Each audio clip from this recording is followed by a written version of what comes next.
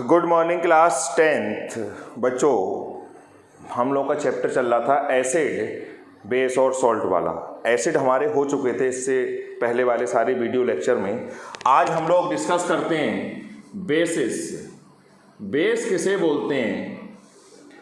वो सारे सब्सटेंस जो पानी में डिजॉल्व होने पर हाइड्रोक्साइड आयन यानी OH माइनस आयन देंगे, उनको हम बोलेंगे बेस। या आप कह सकते हो वो सारे कंपाउंड जो एसिड से रिएक्ट करके सॉल्ट एंड वाटर बनाएंगे, उनको हम बोलेंगे बेस। यहाँ पर क्या होता है, जैसे NaOH है, इसको आप पानी में घोल दो, पानी का मतलब एक्वस, तो ये आयोनाइज हो जाएगा। इसको आयोनाइजेशन बोलो या डिसोसिएशन बोलो, कोई फर्क नहीं पड़ता है, एक ही बात है। तो ये हो गया बेस। ऐसे ही सिमिलर हमने एग्जाम्पल ले लिया कैल्शियम हाइड्रोक्साइड, यहाँ पे 2 आता है। इसको जब आप पानी में डिजॉल्व करेंगे तो ये 2 हाइड्रोक्साइड आयन देगा, तो ये भी बेस हो गया और ये भी बेस हो गया। वो सारे कंपाउंड जो पानी में डिजॉल्व करने पर हाइड्रोक्साइड आयन देंगे, उनको बेस बोलेंगे। इसके अलावा कुछ और कंपाउंड होते हैं जो बेस होते हैं, भले ही वो हाइड्रोक्साइड आयन ना दे। जैसे कुछ ऑक्साइड होते हैं, copper oxide, zinc oxide, calcium oxide, zinc oxide, इसकी रिएक्शन एसिड से हुई तो सॉल्ट बन जाएगा। CaCl2 बन गया सॉल्ट, यहां पर बन गया ZnCl2 बन गया सॉल्ट, ये बना सॉल्ट, ये था एसिड, तो ये कौन हो गया? बेस। ये बना वाटर, तो ये भी बेस है। तो बेस या तो आप ऐसे याद करोगे, 2 डेफिनेशन टाइप की हो रही हैं कि जो एसिड से रिएक्ट करके सॉल्ट बनाए वो बेस होगा, या जो वाटर में डिजॉल्व होने पर हाइड्रोक्साइड आयन देगा उसको हम क्या बोलेंगे? बेस बोलेंगे। ये हो गया बेस। जैसे एसिड की होती थी basicity, number of ionisable H+ ion, ऐसे ही बेस की होती है एसिडिटी। नेक्स्ट आएगा हमारा acidity of a base. Acidity is the number of ionisable hydroxide ions present in 1 molecule of a base is called acidity. जैसे ये NaOH 1 दे रहा है तो इसकी एसिडिटी 1 हो गई। कैल्शियम हाइड्रोक्साइड 2 दे रहा है, इसकी एसिडिटी 1 हो गई, इसकी एसिडिटी 2 हो गई। जो 1 हाइड्रोक्साइड आयन देगा उसकी एसिडिटी 1, जो 2 हाइड्रोक्साइड आयन देंगे उसकी एसिडिटी 2। ये हो गई हमारी एसिडिटी। अब आता है एक इसमें टर्म आती है एल्कलीज। मैं अभी ये लिखा रहने दे रहा हूं, एल्कली। एल्कली वो होते हैं जो डिजॉल्व होने पर पानी में हाइड्रोक्साइड आयन देते हैं। जो हाइड्रोक्साइड आयन देंगे वो एल्कलीज होंगे। हर एल्कली बेस होगा, ये बेस है, लेकिन हर बेस एल्कली नहीं होगा। ये बेस तो है मगर ये एल्कली नहीं है, because it can not give hydroxide ion when dissolved in water. इसको वाटर में डिजॉल्व करोगे तो हाइड्रोक्साइड आयन नहीं मिलेगा, तो आप इसको एल्कली नहीं बोलोगे। एल्कली सिर्फ उनको बोलेंगे जो वाटर में डिजॉल्व होने पर हाइड्रोक्साइड आयन देंगे। तो ये एल्कली हैं दोनों, ये एल्कली नहीं है। इसके अलावा कुछ ऐसे होते तो वो हाइड्रोक्साइड हैं, लेकिन वाटर में डिजॉल्व होने पर नहीं देते हैं हाइड्रोक्साइड आयन, क्योंकि वो इनसॉल्युबल होते हैं। FeOH का whole thrice, ferric hydroxide, cupric hydroxide, ये हमको ऐसा लग रहा है कि ये 3OH देगा और ये 2OH माइनस देगा, ये 3OH माइनस देगा, लेकिन ऐसा नहीं है। ये पानी में घोलने पर डिजॉल्व नहीं होते हैं, इनसॉल्युबल होते हैं, hence they are not alkalis. तो ऐसा नहीं है कि आपने OH देखा और एकदम से कह दिया कि ये एल्कली होगा। आप उसको डिजोल्व करेंगे वाटर में, फिर हम प्रैक्टिकल करके टेस्ट करके देखेंगे कि हाइड्रोक्साइड आयन है या नहीं है। वो सारे सब्सटेंस जो वाटर में डिजोल्व होने पर हाइड्रोक्साइड आयन देंगे उनको एल्कली बोलेंगे। एक पॉइंट आप याद कर रखोगे, हर एल्कली बेस होगा लेकिन हर बेस एल्कली नहीं होगा। ये बेस तो हैं मगर ये एल्कलीज वाली कैटेगरी में नहीं आएंगे। अब इनकी प्रॉपर्टीज इनको जो भी बेस होते हैं जब हम इनको टच करते हैं तो हमको सोपी टच आता है। जैसे हम साबुन को टच करते हैं तो हल्का सा होता तो वो सॉलिड है लेकिन हार्ड होता है। ये जो व्हाइट बोर्ड है इसको आप टच करो और साबुन को टच करो तो जो सोपी टच होता है वो होता है इनका। पहली बात तो ये कोरोसिव एक्शन तो शो करते हैं स्किन पे, लेकिन इनका जो कोरोसिव एक्शन है वो एसिड के कंपैरिजन में कम है। एसिड हाईली कोरोसिव होते हैं और ये इतना कोरोसिव नहीं होते हैं। एसिड ब्लू लिटमस को रेड करते हैं, ये रेड लिटमस को ब्लू करेंगे। यही पहचान होती है, मतलब लिटमस टेस्ट होता है वो यही है कि जो बेस होते हैं वो रेड को ब्लू करते हैं और लिटमस को, और जो एसिड होते हैं वो ब्लू को रेड करते हैं। अब आती हैं इनकी chemical properties. Chemical properties, chemical properties हम किसको बोलेंगे? केमिकल से जो रिएक्शंस होती हैं, मेटल से रिएक्शन करके, कुछ मेटल से, सबसे नहीं, रिएक्शन विद मेटल्स, मेटल से रिएक्शन करते हैं और ये बनाते हैं हाइड्रोजन गैस। कौन सी गैस लिबरेट होगी?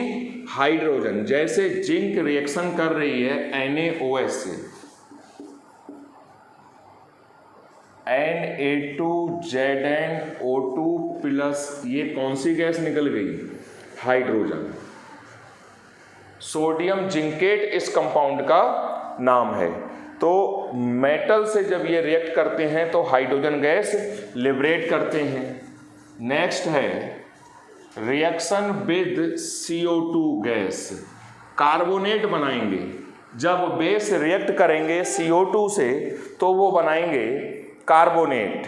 जैसे कैल्शियम कार्बोनेट, सोडियम कार्बोनेट, हमने एग्जाम्पल ले लिया। ये एल्कली है, ये भी एल्कली है, इसकी CO2 से रिएक्शन होगी, इसकी CO2 से रिएक्शन होगी, यहाँ बन जाएगा सोडियम कार्बोनेट और यहाँ बन जाएगा potassium carbonate plus H2O plus H2O।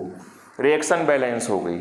यहाँ पर ऑक्सीजन हो रहे हैं 4 और 2 और ये 2 4, यहाँ पर भी हो रहे हैं 4। तो जब ये CO2 से रिएक्शन करते हैं, अब जैसे अगर कोई बच्चा कैल्शियम हाइड्रोक्साइड की रिएक्शन करवा देगा CO2 से, बन जाएगा CaCO3 प्लस H2O, यानी bases react with CO2 gas to give carbonates. Sodium का बेस है तो सोडियम कार्बोनेट, पोटेशियम का बेस है तो पोटेशियम कार्बोनेट, कैल्शियम का बेस है तो कैल्शियम कार्बोनेट। ये हुई हमारी second reaction with CO2 gas. अब आती है रिएक्शन विद एसिड। एसिड वाली जब हम प्रॉपर्टीज पढ़ रहे थे तो वहाँ पे हमने पढ़ी थी एक न्यूट्रलाइजेशन रिएक्शन, यानी acids react with base to form salt and water. This reaction is known as neutralization reaction. अब हम वही चीज को उल्टा बोलेंगे। वहां पे हम बोल रहे थे कि एसिड रिएक्ट कर रहे हैं बेस से to form salt and water, यहाँ पे हम बोलेंगे बेस रिएक्ट कर रहा है एसिड से to form salt and water. Same reaction होगी। जैसे ये हमने ले लिया बेस, इसने रिएक्शन करी इस एसिड से तो बन गया ये सॉल्ट प्लस वाटर। ये क्या बना? सॉल्ट। ये है बेस और ये कौन है? बिल्कुल सेम एग्जाम्पल, न्यूट्रलाइजेशन रिएक्शन है। ये कौन सी रिएक्शन है? Neutralisation reaction. न्यूट्रलाइजेशन हो रहा है, एसिड न्यूट्रलाइज कर रहा है बेस को, या आप उल्टा बोल सकते हो, बेस न्यूट्रलाइज कर रहा है एसिड को। ये थी हमारी थर्ड प्रॉपर्टी। नेक्स्ट आता है इतना ही करेंगे। इसमें जो नेक्स्ट टॉपिक हमारा आएगा बच्चों वो सॉल्ट आएगा। सॉल्ट वो होते हैं जो एसिड और बेस की रिएक्शन के बाद बनते हैं, जैसे ये सॉल्ट है, इसको हम कॉमन सॉल्ट बोलते हैं। नमक जिसको हम बोलते हैं वाइट वाला नमक होता है, वो यही होता है। तो सॉल्ट क्या होते हैं? Salt are obtained by the neutralisation reaction of acid and base. जितने भी सॉल्ट होते हैं वो आयोनाइजेबल होते हैं, आयोनाइज होते हैं पॉजिटिव आयन और नेगेटिव आयन में। पॉजिटिव आयन को कैटायन बोलते हैं और नेगेटिव आयन को एनायन बोलते हैं। सॉल्ट वो होते हैं जो जब आयोनाइज होते हैं तो H+ आयन और OH- आयन नहीं देते हैं, क्योंकि जो H+ आयन देगा वो कौन होगा? एसिड। जो OH- आयन देगा वो कौन होगा? Base. Salt are obtained by the neutralisation reaction of acid and base. अब जो हमने केमिकल फार्मूला बनाना आपको बताए थे एक फंडामेंटल्स में, जैसे ये कौन हो गया? सॉल्ट हो गया। ये कौन हो गया? सॉल्ट हो गया। ये कौन हो गया? इसमें पॉजिटिव आयन भी है और नेगेटिव आयन भी है। ये कौन हो गया? सॉल्ट हो गया। ये सारे कौन हो गए? सॉल्ट। अब एक टर्म यहाँ पे आती है बच्चों, स्ट्रॉन्ग इलेक्ट्रोलाइट। स्ट्रॉन्ग इलेक्ट्रोलाइट और वीक इलेक्ट्रोलाइट। इलेक्ट्रोलाइट हम उनको बोलते हैं जो पॉजिटिव और नेगेटिव आयन में डिसोसिएट होते हैं। जो पॉजिटिव और अब एसिड भी पॉजिटिव नेगेटिव में डिसोसिएट होगा तो एसिड भी इलेक्ट्रोलाइट हो गया, बेस भी इलेक्ट्रोलाइट हो गया और सॉल्ट भी इलेक्ट्रोलाइट हो गए। अब आती है एक टर्म स्ट्रॉन्ग इलेक्ट्रोलाइट। इसको आप स्ट्रॉन्ग एसिड बोल सकते हो, स्ट्रॉन्ग बेस बोल सकते हो। वीक इलेक्ट्रोलाइट, वीक एसिड और वीक बेस। इलेक्ट्रोलाइट वो होते हैं जो पॉजिटिव और नेगेटिव आयंस में डिसोसिएट होते हैं, जो ऑलमोस्ट 100% डिसोसिएट हो जाए यानी आयोनाइज हो जाएंगे, उनको स्ट्रॉन्ग इलेक्ट्रोलाइट बोलेंगे। जो 100% आयोनाइज नहीं होंगे उनको वीक इलेक्ट्रोलाइट बोलेंगे।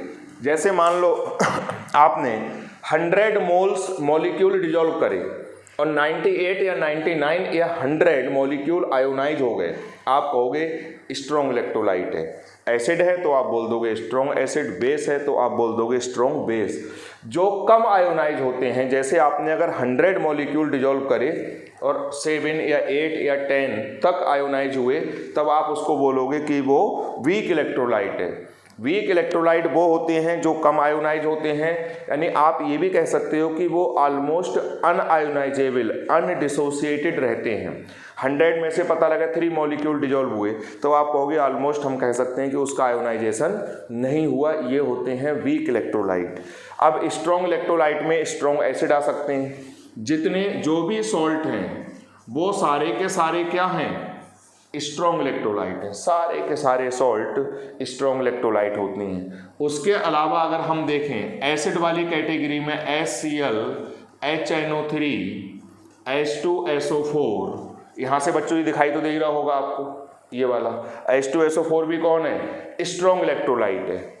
बेस में आ जाएंगे तो NaOH, KOH, ये वीक इलेक्ट्रोलाइट है, सॉरी स्ट्रॉन्ग इलेक्ट्रोलाइट है। तो स्ट्रॉन्ग इलेक्ट्रोलाइट को हमने अगर वैसे देखें तो उसमें स्ट्रॉन्ग एसिड आएंगे, स्ट्रॉन्ग बेस आएंगे और सारे के सारे सॉल्ट आएंगे। स्ट्रॉन्ग एसिड आप ये 3 याद करोगे आपका काम चल जाएगा।